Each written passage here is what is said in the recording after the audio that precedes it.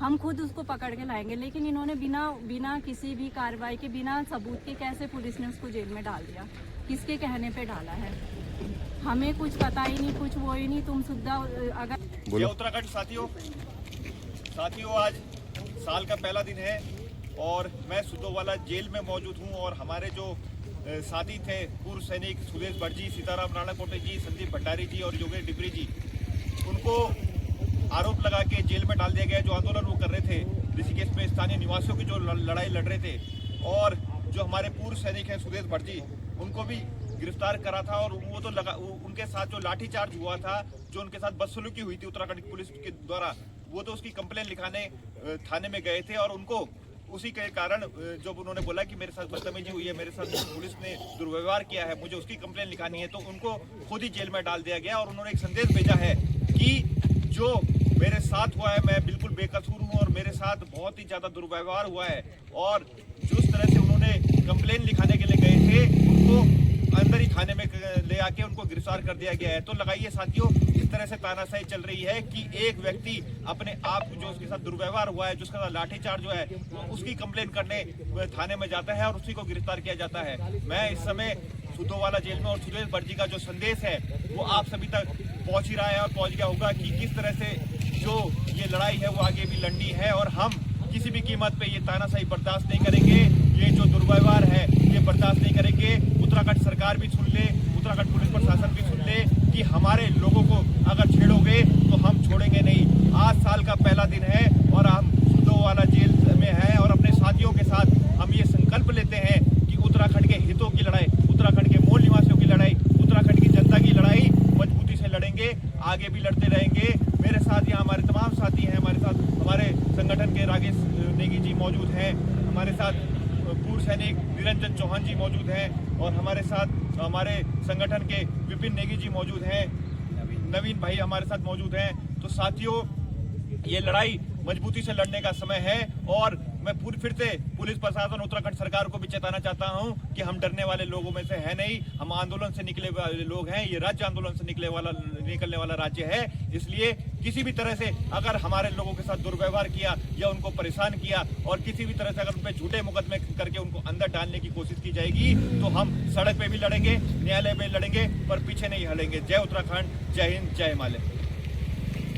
जो हमारे साथी हैं संदीप भंडारी जी, जो लगातार आंदोलनों में सक्रिय रहे, हर आंदोलन में आगे बढ़ के वो आए, उनकी भी गिरफ्तारी हुई है और उनकी जो बहन है वो हमारे साथ मौजूद है, उनके परिजन मौजूद हैं, उनकी बिटिया हमारे साथ मौजूद है। मैं पूछना चाहूँगा इनसे कि मैं चाहता हूँ कि आप थोड़ा सा आगे आइए और कि ये जो पूरा प्रकरण हुआ है कि संदीप भंडारी भाई को भी जेल में डाला गया है। संदीप भंडारी जी ने उस समय खारस रोड के ठेके के बारे में आंदोलन कर रहे थे, अंकिता भंडारी की भी आवाज उठा रहे थे। तो आपको क्या लगता है कि उस समय संदीप भंडारी कहाँ थे? कहीं बदले की भावना से तो उनको अंदर नहीं किया गया? ये बदले की भावना ही है। मैं अपने भाई को अच्छे से जानती हूँ, मेरा भाई वहाँ पर नहीं था उस समय, वो उस समय कहीं दूसरी जगह थी। आप उसकी गूगल से किसी भी चीज़ से आप निकाल सकते हो, किसी भी चीज़ में वो नहीं था। ना उसने पत्थर फेंके, पत्थर का तो हम टाइम कोई था ही नहीं वहाँ, ना उसने ट्रेन बंद कराई। जिन्होंने पत्थर फेंका, जिनकी इन्होंने फ़ोटो ले रखी, उनको तो इन्होंने आज तक जेल में नहीं डाला है। एक भी बंदा आप बता दो कि जेल में डाला हो। ये किसी और जगह का केस किसी और जगह लेकर आ रहे हैं और कहीं भी अगर वो संदीप भंडारी का कुछ भी चीज़ अगर प्रूफ कर दे वो, तो हम खुद बोलेंगे कि संदीप भंडारी को तुम जेल के अंदर डालो, हम खुद उसको पकड़ के लाएंगे। लेकिन इन्होंने बिना किसी भी कार्रवाई के, बिना सबूत के कैसे पुलिस ने उसको जेल में डाल दिया? किसके कहने पे डाला है? हमें कुछ पता ही नहीं, कुछ वो ही नहीं। तुम सुद्धा अगर कोई बंदा किसी काम के लिए किसी के साथ भी थाने में आ रहा है, तुम उसको ही बंद कर दे रहे हो। ये कौन सी वो है, आप बताइए। और बाकी जो ये भाई लोग जो सहयोग करने के लिए आ रहे हैं उनका मैं धन्यवाद करूंगी। और आप लोग प्लीज कोशिश करना कि मेरा भाई नहीं, बिल्कुल निर्दोष है। मैं सच कह रही हूँ, अगर वो दोषी होता तो हम खुद उसको बंद कराते। वो बिल्कुल निर्दोष है, उसने कुछ भी कहा, ऐसा कोई भी वो नहीं करा है कि जो उसने प्रशासन या पुलिस के खिलाफ या सरकार के खिलाफ करा हो। हाँ, ये है कि वो अच्छे कामों के लिए, कि ठेका बंद हो या जैसे अंकिता भंडारी केस, इन चीज़ों में वो जाता है। क्या समाज सेवा करना क्या गुनाह है? क्या हम इस चीज़ के लिए स्वतंत्र नहीं है क्या? क्यों हमने उत्तराखंड इसलिए ही बनाया था कि हम ऐसे हमारे भाई जेलों के अंदर बन जाए? आप सोचो क्या बीतरी होगी उसकी बीवी पे। देखिए साथियों, यही मैं बात कर रहा हूँ कि आज साल का पहला दिन है और आज हमारी मातृशक्ति है, हम मौजूद है। और स्थिति देखिए, बहन है, वाइफ है, बिटिया है।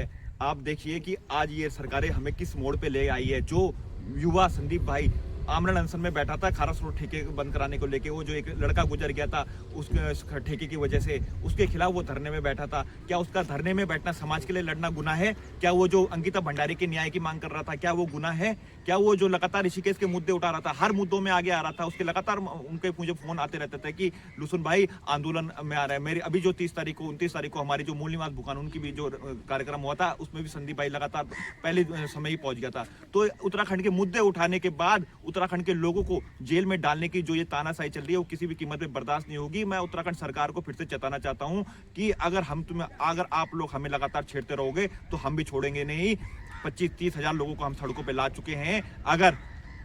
अगर आप लोगों ने हमें मजबूर किया तो लाखों लोग सड़कों पे आएंगे और फिर एक इशारा हमें करना है, क्योंकि हम बहुत हो चुका है, बहुत शांति से हम बैठ चुके हैं। आप हमारे लोगों पे झूठे केस करके मुकदमे दर्ज करा के उनको जेल भेज रहे हो। सुदेश भटजी ने उनके साथ लाठीचार्ज करी, उनके साथ असभ्य भाषा का प्रयोग किया पुलिस के द्वारा, और जब वो कंप्लेन लिखाने गए तो उनको जेल में डाल दिया गया। तो हम ये किसी भी कीमत में बर्दाश्त नहीं करेंगे। हम बहुत ही सभ्यता से पेश आ रहे हैं, बहुत शांति से पेश आ रहे हैं, बहुत ही लोकतांत्रिक तरीके से पेश आ रहे हैं। इसलिए मैं आपसे फिर से एक बार चेतावनी देना चाहता हूं कि अगर पुनः हमारे लोगों को किसी भी तरह से परेशान किया, संदीप भंडारी जी, योगेश डिमरी जी, सीताराम राणा कोटे जी और सुदेश भट्ट जी को तो हम जेल से बाहर निकालेंगे। फिर उसके बाद खेल होगा। उसकी कोई जेल होती है, बेल होती है, बेल के बाद फिर खेल भी होता है। फिर उत्तराखंड आंदोलन दोबारा से भाग 2 हम शुरू करेंगे और इनको तो हम बाहर निकाल के लाएंगे, सड़कों में भी लड़ेंगे, न्यायालय में भी लड़ेंगे। जय उत्तराखंड, जय हिमालय, जय हिंद।